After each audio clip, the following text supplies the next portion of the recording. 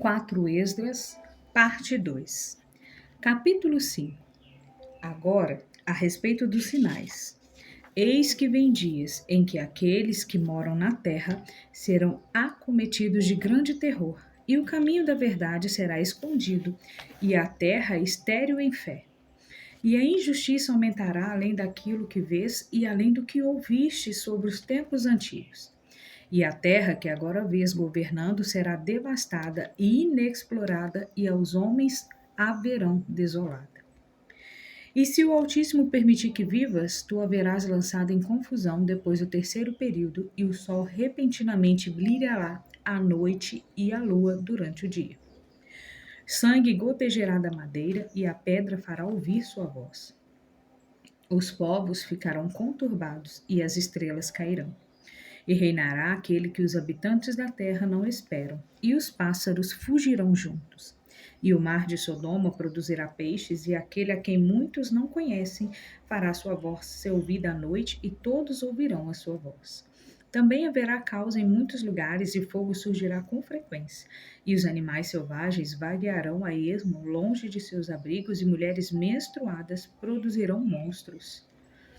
E águas salgadas serão encontradas na água doce, e todos os amigos vencerão uns aos outros. Então a razão se esconderá, e a sabedoria se retirará para seus aposentos. E será procurada por muitos, mas não será encontrada. E injustiça e libertinagem crescerão sobre a terra. E um país perguntará a seu vizinho: a justiça ou alguém que promova o direito passou por você? E a resposta será não. E naquele tempo os homens terão esperança, mas ela não se cumprirá. Trabalharão, mas seus caminhos não prosperarão. Estes são os sinais que posso te contar. E se orares novamente, chorares como fizeste agora, e jejuares por 7 dias, ouvirá ainda coisas maiores do que estas. Então despertei, meu corpo tremeu violentamente, e a minha alma ficou tão perturbada que desfaleceu. Mas o anjo que tinha vindo falar comigo me segurou, me fortaleceu e me colocou de pé. Ora, na segunda noite, Paltiel, um chefe do povo, veio a mim e disse: Onde estavas? E por que está triste teu semblante? Ou não sabes que Israel foi confiado a ti na terra de seu exílio? Portanto, levanta-te e come pão, para que não nos desampares como um pastor que deixa seu rebanho à mercê de lobos cruéis. E eu lhe disse: Afastaste de mim, não te aproximes de mim por 7 dias, depois podes vir a mim. Ele ouviu o que eu disse e foi embora. Assim, jejuei por 7 dias, lamentando e chorando, como o anjo Uriel me ordenou. E depois de 7 dias, os pensamentos de meu coração ficaram novamente muito dolorosos para mim. Então minha alma recobrou o espírito de entendimento e comecei uma vez mais a falar na presença do Altíssimo. E disse: Ó soberano Senhor, de toda a floresta da terra e de todas as suas árvores escolheste uma videira, e de todas as terras do mundo escolheste para ti uma região, e de todas as flores do mundo escolheste para ti um lírio, e de todas as profundezas do mar encheste para ti um rio, e de todas as cidades que foram edificadas consagraste Sião para ti. E de todas as aves que foram criadas, chamaste para ti uma pomba, e de todos os rebanhos que foram criados, providenciastes a ti um cordeiro. E de toda a multidão de povos, adquiriste para ti um povo, e a este povo a quem amaste, deste a lei que é aprovada por todos. E agora, ó Senhor, por que entregaste o único ao mundo e desonraste a raiz única além das outras e espalhaste os teus escolhidos por entre os muitos? E aqueles que se opuseram às tuas promessas esmagaram aqueles que creram em tuas alianças. Se realmente odeias teu povo, ele deve ser punido em tuas próprias mãos. Depois que falei essas palavras, o anjo que tinha vindo a mim na noite anterior foi enviado a mim e me disse: Dá-me ouvidos e te instruirei. Presta atenção a mim e te falarei mais. E disse eu: Fala, meu Senhor. E ele disse: Estás muito confuso sobre Israel? Ou o amas mais do que o seu Criador?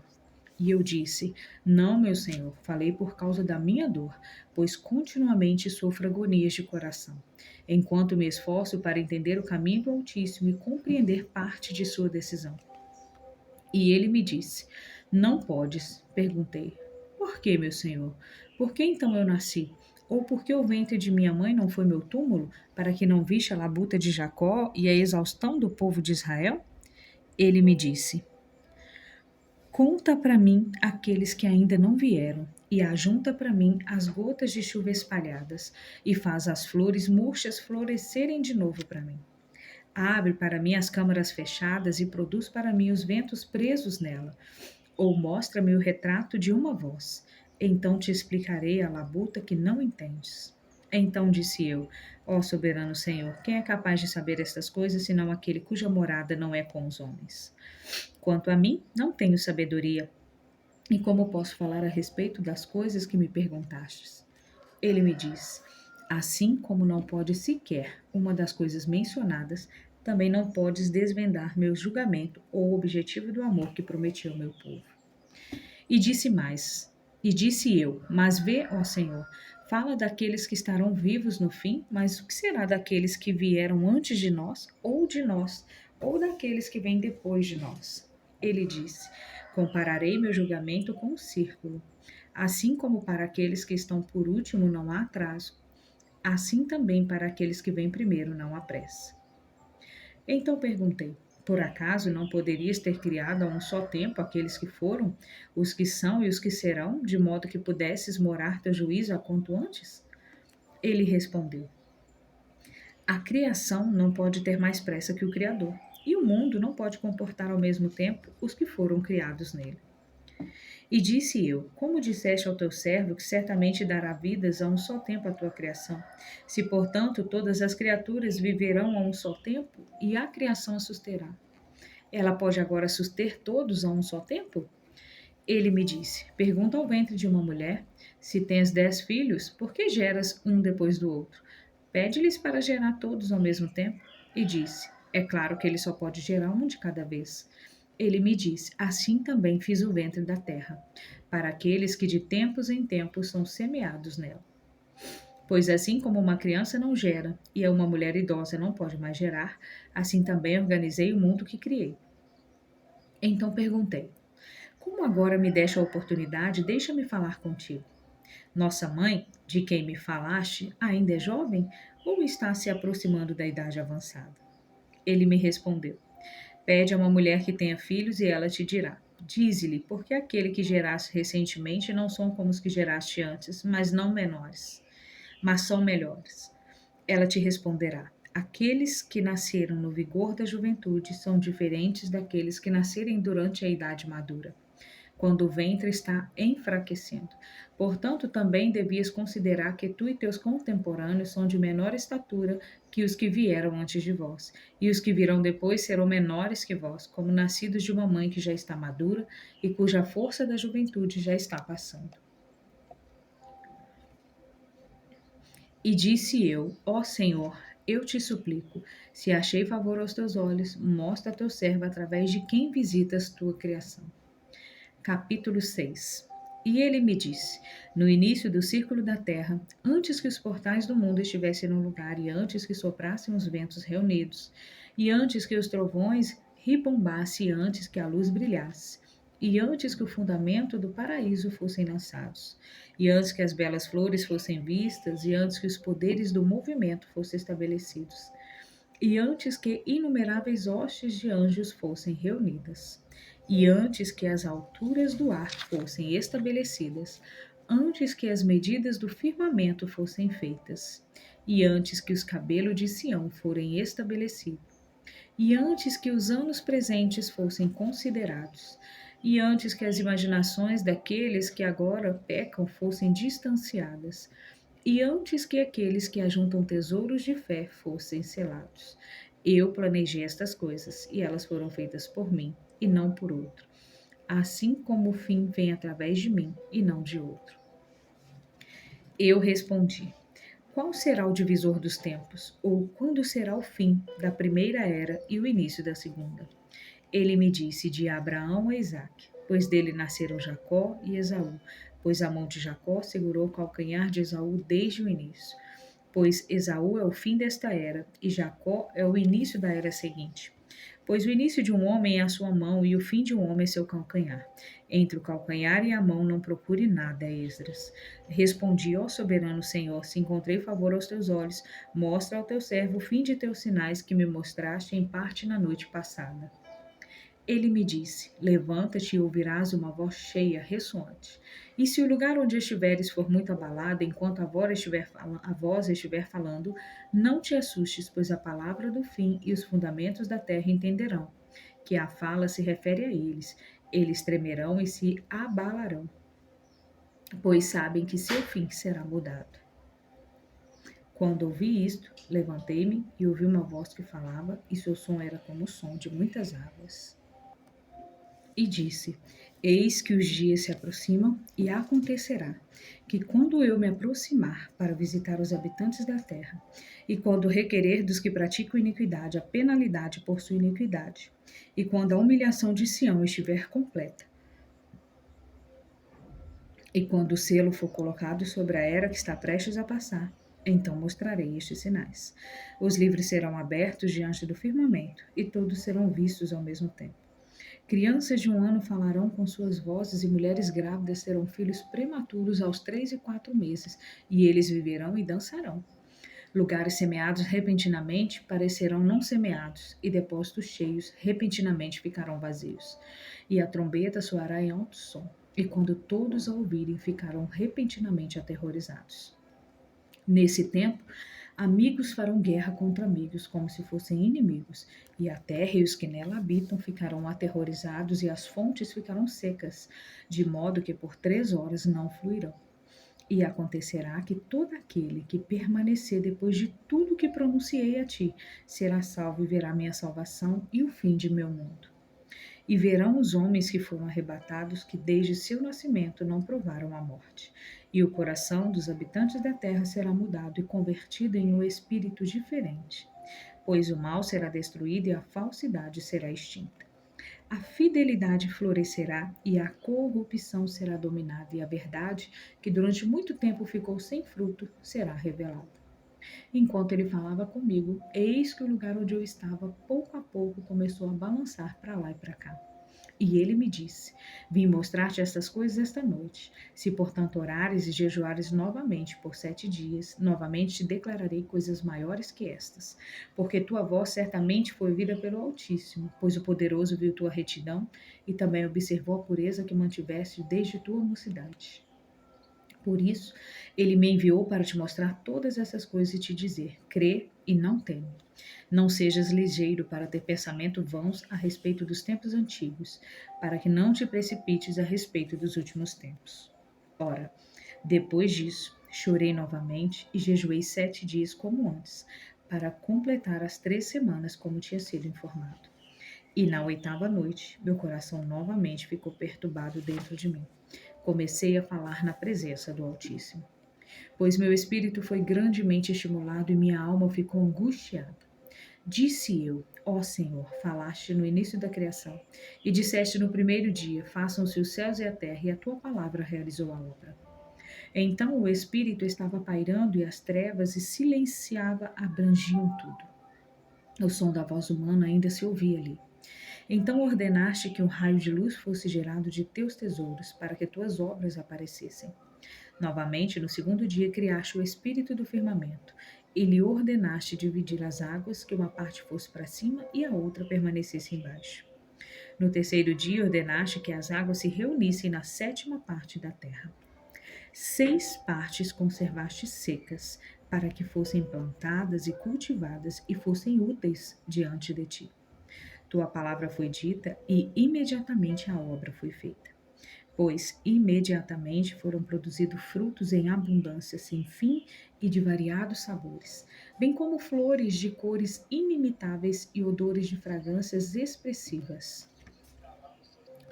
E isto foi feito no 3º dia. No 4º dia ordenaste o brilho do sol, a luz da lua e o arranjo das estrelas, e tudo veio à existência. E lhes ordenaste que servissem ao homem, que estava prestes a ser criado. No 5º dia, ordenaste que a 7ª parte, onde a água tinha sido reunida, produzisse criaturas vivas, pássaros e peixes, e assim se fez. A água muda e sem vida produziu criaturas vivas, como foi ordenado, para que as nações declarassem tuas obras maravilhosas. Então, preservaste em existência duas criaturas vivas. O amor de uma é Bemonte e a outra é Leviatã. E separaste um do outro, pois a sétima parte onde a água tinha sido reunida não podia suportar os dois. E deste a Bemonte uma das partes que tinham sido secas no terceiro dia para viver nela, onde há 1000 montanhas, mas ao Leviatã deste a sétima parte, a parte das águas. E o preservastes para ser comidos por quem tu quiseres e quando quiseres. No sexto dia, ordenaste que a terra produzisse teu rebanho, animais do campo e coisas rastejantes. E sobre estes colocaste Adão como governante de todas as tuas obras, e dele viemos todos nós, o povo que escolheste. Tudo isso falei diante de ti, ó Senhor, porque disseste que foi por nós que criaste o mundo. Quanto às outras nações que descenderam de Adão, disseste que não são nada e que são como saliva, e comparaste suas abundâncias a uma gota que cai de um balde. E agora, ó Senhor, eis que essas nações, que são reputadas como nada, dominam sobre nós e nos devoram. Mas teu povo, a quem chamaste de teu primogênito, unigênito, ardoroso por ti e muito querido, foi entregue em tuas mãos. Se o mundo de fato foi criado para nós, por que não possuímos nosso mundo como uma herança? Por quanto tempo será assim? Capítulo 7. Quando terminei de falar estas coisas, o anjo que tinha sido enviado a mim nas noites anteriores foi enviado novamente. E ele me disse: Levanta-te, Esdras, e ouve as palavras que vim falar contigo. Eu disse: Fala, meu senhor. Ele me disse: Há um mar estabelecido em uma ampla expansão que é larga e vasta, mas tem sua entrada estabelecida em um lugar estreito, de modo que é como um rio. Se alguém então desejar chegar ao mar para observá-lo ou para navegar, como pode chegar à parte larga se não passando pela parte estreita? Outro exemplo: há uma cidade edificada e estabelecida em uma planície, e é cheia de todas as boas coisas. Mas sua entrada é estreita e estabelecida em um lugar escarpado, de modo que há fogo à direita e águas profundas à esquerda. E há apenas um caminho entre eles, isto é, entre o fogo e a água, de modo que apenas um homem pode andar por ele. Se agora esta cidade for dada a um homem como herança, como ele receberá sua herança, mesmo que passe pelo perigo à sua frente? Eu disse: Ele não pode, Senhor. E ele me disse: Assim também é a porção de Israel. Pois fiz o mundo por causa de Israel. E quando Adão transgrediu meus estatutos, o que tinha sido feito foi julgado. E assim, as entradas deste mundo foram feitas estreitas, dolorosas e penosas. Elas são poucas e más, e cheias de perigos e envolvidas em grandes privações.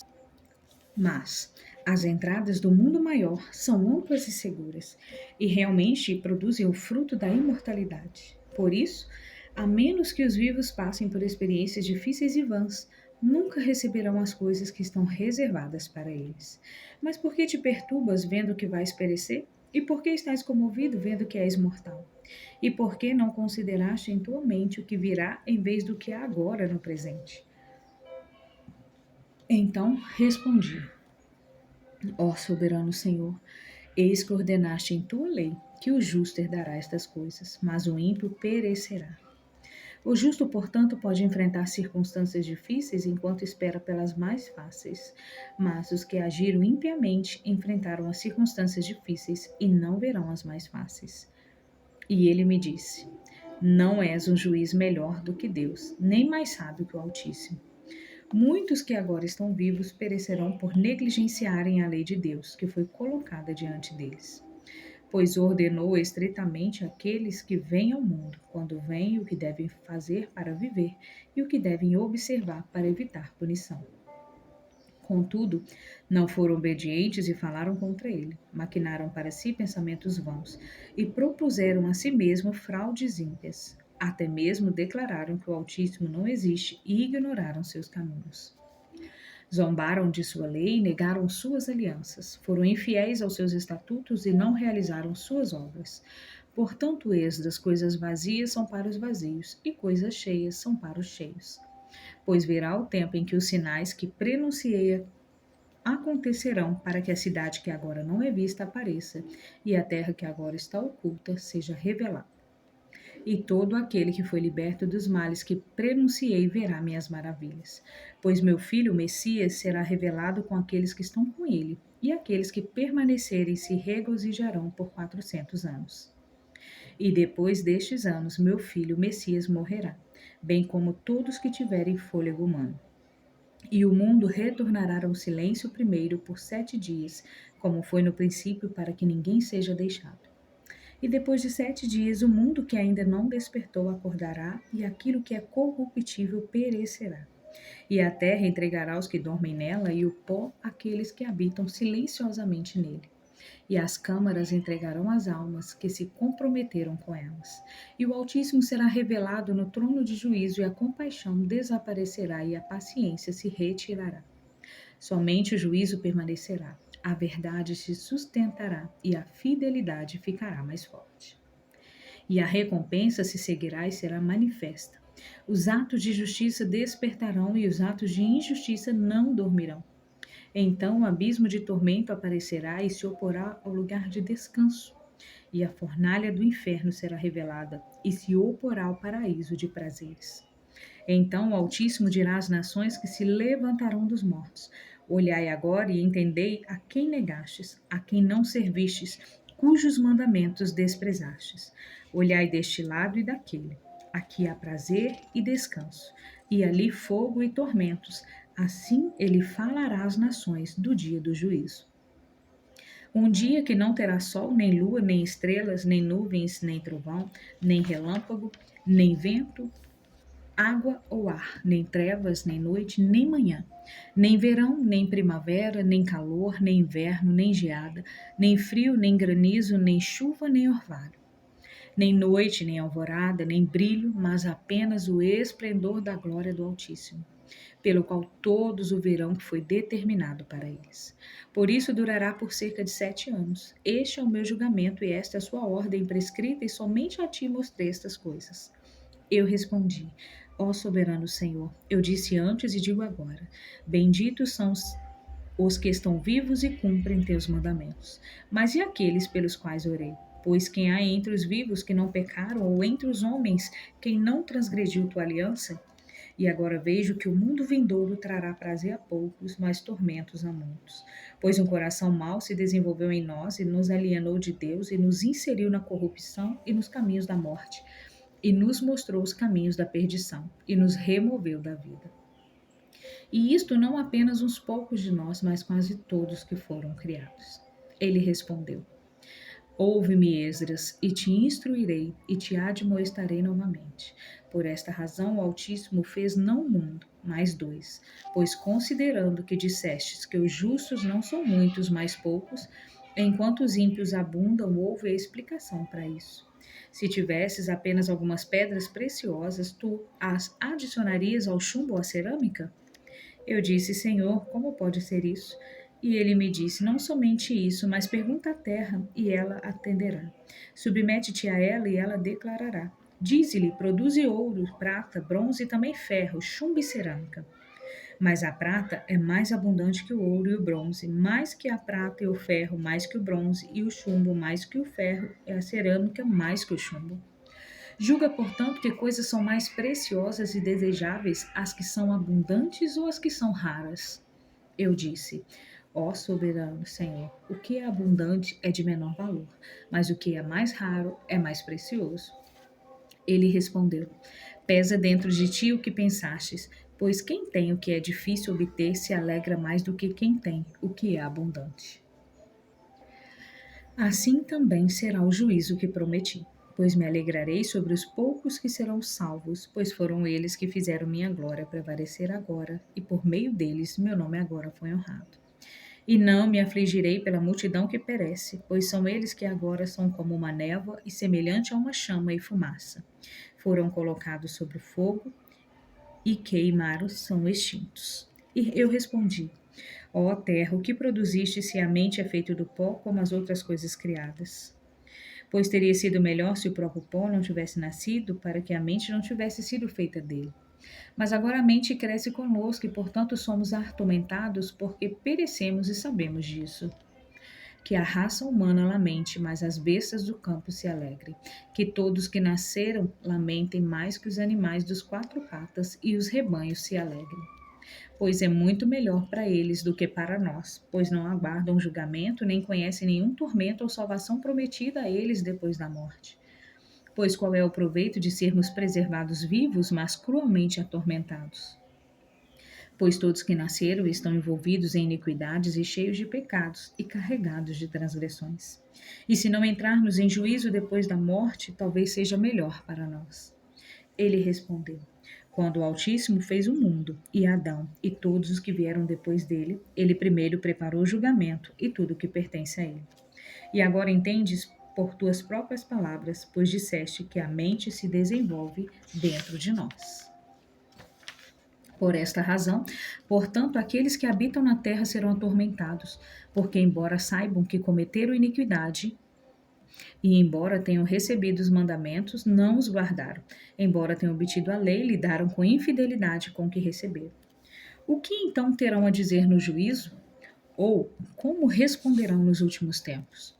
Pois há quanto tempo o Altíssimo tem sido paciente com aqueles que habitam o mundo, e não por causa deles mesmos, mas por causa dos pecados que pré-ordenou. Respondi: Se encontrei favor aos teus olhos, ó Senhor, mostra também isso ao teu servo. Se depois da morte, logo que cada um de nós entrega a sua alma, seremos mantidos em descanso até o tempo em que renovarás a criação, ou se seremos atormentados imediatamente? Ele respondeu: Mostrar-te-ei também isso, mas não te associes com aqueles que mostraram desprezo, nem sejam contados entre os que são atormentados. Pois tens um tesouro de obras guardado com o Altíssimo, mas isso só te terá mostrado nos últimos tempos. Ora, com respeito à morte, o ensino é: quando o grau decisivo for emitido pelo Altíssimo, dizendo que o homem deve morrer, quando o espírito deixa o corpo para voltar novamente a quem o deu, antes de tudo, ele adora a glória do Altíssimo. E se ele for um daqueles que demonstrou desprezo e não guardou o caminho do Altíssimo e que desprezou sua lei, e que odiou aqueles que temem a Deus, tais espíritos não entrarão nas habitações, mas imediatamente andarão ao léu em tormentos, sempre aflitos e tristes em 7 caminhos. O primeiro caminho, porque zombaram da lei do Altíssimo. O segundo caminho, porque agora não podem se arrepender para que possam viver. O segundo caminho, para que vejam a recompensa guardada para aqueles que confiaram nas alianças do Altíssimo. O quarto caminho, para considerarem o tormento preparado para eles mesmos nos últimos dias. O quinto caminho, para que vejam como as habitações dos outros são guardadas por anjos em profundo silêncio. O sexto caminho, para que vejam como alguns deles passarão pelos tormentos. O sétimo caminho, que é pior que todos os que foram mencionados, porque definharão totalmente em confusão, e serão consumidos pela vergonha e ficarão murchos de medo ao verem a glória do Altíssimo diante daqueles que pecaram quando estavam vivos e diante daqueles que serão julgados nos últimos tempos. Agora esta é a ordem daqueles que guardaram os caminhos do Altíssimo quando forem separados de seu corpo mortal. Durante o tempo em que viveram nele, serviram laboriosamente ao Altíssimo e enfrentaram perigos a cada momento para que pudessem cumprir perfeitamente a lei do legislador. Por isto, este é o ensino sobre eles. Antes de tudo, vem com grande alegria a glória daqueles que o recebem, pois descansarão em 7 ordens. A primeira ordem, porque fizeram grande esforço para vencer o mal, embora tenha sido formado com eles, para que ele não desviasse da vida para a morte. A segunda ordem, porque vem a perplexidade na qual as almas dos ímpios perambulam e a punição que os aguarda. A terceira ordem, porque vem o testemunho que aquele que os formou dá a respeito deles, a saber que enquanto estavam vivos guardavam a lei que lhes foi confiada. A quarta ordem, porque entenderam o descanso de que agora desfrutam, sendo reunidos em suas câmaras e guardados pelos anjos em profundo silêncio, e a glória que os aguarda nos últimos dias. A quinta ordem, porque se alegram por terem se livrado agora daquilo que é corruptível e tenham herdado o que está por vir. E além disso, vêm as dificuldades e labutas das quais foram livres e a ampla liberdade que receberão e desfrutarão da imortalidade. A sexta ordem, quando lhe és mostrado como sua face brilha como o sol e como serão feitos como a luz das estrelas, sendo incorruptíveis daqui para frente. A sétima ordem, que é maior do que todas as que foram mencionadas, porque se regozijarão, ousadia e confiarão sem confusão, e se alegrarão sem medo, pois porque se apressaram para contemplar a face daquele a quem serviam em vida e de quem receberão sua recompensa quando forem glorificados. Esta é a ordem das almas do justo, como doravante anunciada. E anteriormente foram citados caminhos de tormento que aqueles que não deram atenção sofrerão no porvir. Eu respondi: portanto, será dado tempo às almas, depois que se separarem dos corpos, para ver o que me foi descrito? Ele me disse: elas terão liberdade por 7 dias, de modo que durante estes 7 dias poderão ver as coisas que foram mencionadas, e depois serão reunidas em suas habitações. Eu respondi: se encontrei favor aos teus olhos, mostra também a mim teu servo, se no dia do juízo os justos poderão interceder pelos ímpios ou de rogar ao Altíssimo por eles, os pais pelos filhos ou os filhos pelos pais, irmãos por irmãos, parentes por parentes ou amigo por aqueles que são muito queridos. Ele respondeu: como encontraste favor aos meus olhos, mostrar-te-ei também o dia. O dia do juízo é decisivo e revela todo o selo da verdade. Agora, como um pai não envia seu filho, nem como um filho envia seu pai, nem um mestre envia seu servo, nem um amigo envia seu amigo para ficar doente, ou dormir, ou comer, ou ser curado em seu lugar, assim também, ninguém orará por outra pessoa nesse dia. Nenhuma levará a carga da outra, pois cada um levará sua própria justiça ou injustiça. Eu respondi: como então vemos que, primeiro, Abraão orou pela cidade de Sodoma, e Moisés orou por nossos pais que pecaram no deserto, e Josué, depois dele, orou por Israel nos dias de Acã, e Samuel nos dias de Saul, e Davi pela praga, e Salomão por aqueles que estavam no santuário, e Elias por aqueles que receberam a chuva, e por aqueles que estavam mortos para que vivesse, e Ezequias pelo povo, e nos dias de Senaqueribe, muitos outros, e por muitos outros. Se, portanto, o justo ora pelo ímpio agora, quando a corrupção aumentou e a injustiça se multiplicou, por que não orará também naquela ocasião? Ele respondeu: este mundo presente não é o fim. A glória completa não reside nele. Por isso, os que são fortes oram pelos fracos. Mas o dia do juízo será o fim desta era, e o início da era imortal por vir, na qual a corrupção não mais existirá. A indulgência pecaminosa chegará ao fim, e a incredulidade será eliminada. A justiça aumentará e a verdade aparecerá. Por isso, ninguém será capaz de ter misericórdia daquele que foi condenado no juízo ou de causar dano ao que é vitorioso. Eu respondi: esta é minha primeira e última palavra, que teria sido melhor que a terra não tivesse produzido Adão ou mais, quando produziu que o tivesse impedido de pecar. Pois que bem há em viverem agora todos em tristeza e esperarem punição depois da morte. Ó Adão, o que fizestes? Pois embora tenha sido tu que pecaste, a queda não foi somente tua, mas também nossa, que somos seus descendentes. Pois que bem nos advém se uma era eterna nos foi prometida, mas cometemos atos que trazem a morte? E quem bem há uma esperança eterna que não nos foi prometida se estamos miseravelmente caídos? Ou que habitações seguras e saudáveis sejam reservadas para nós, se vivemos impiamente? Ou que a glória do Altíssimo defenda aqueles que tiveram uma vida pura, se andamos nos modos mais ímpios? Ou que um paraíso seja revelado, cujo fruto permanece incólume, no qual há abundância e cura, se não entraremos nele, porque vivemos em lugares impróprios? Ou que as faces daqueles que tiveram domínio próprio brilhem mais que as estrelas, mas nossas faces sejam mais negras que a escuridão. Pois enquanto vivemos e cometemos iniquidade, não consideramos o que sofreremos depois da morte. E ele respondeu: este é o significado da contenda que todo homem que nasce sobre a terra realize. Para que, se for derrotado, sofrerá o que disseste, mas se for vitorioso, receberá o que eu disse. Pois este é o modo pelo qual Moisés, ainda vivo, falou ao povo, dizendo: escolhe, pois, a vida, para que vivas. Mas não creram nele, nem nos profetas depois dele, nem em mim que falei com eles. Por isso não haverá dor em sua destruição, mas muita alegria por aqueles que os quais a salvação estará assegurada. Eu respondi: eu sei, ó Senhor, que o Altíssimo é, agora chamado misericordioso, pois tem misericórdia daqueles que ainda não vieram ao mundo, e gracioso, pois é gracioso com aqueles que se voltam em arrependimento à sua lei, e paciente, pois mostra paciência para com aqueles que pecaram, pois eles são obras dele mesmo, e generoso, pois ele prefere dar e tirar, e abundante em compaixão, pois faz suas compaixões abundarem mais e mais para com aqueles que agora vivem e aqueles que foram e aqueles que ainda não vieram. Pois se não as fizesse ser abundante, o mundo e aqueles que nele habitam não teriam vida. E ele é chamado de doador, pois se não concedesse sua bondade àqueles, para que aqueles que cometerem iniquidade o pudessem livrar delas, nenhuma pessoa em 10.000 teria vida. E juiz, pois se ele não perdoasse aquele que criou por sua palavra e anulasse a multidão de seus pecados, provavelmente restaria muito pouco da inumerável multidão.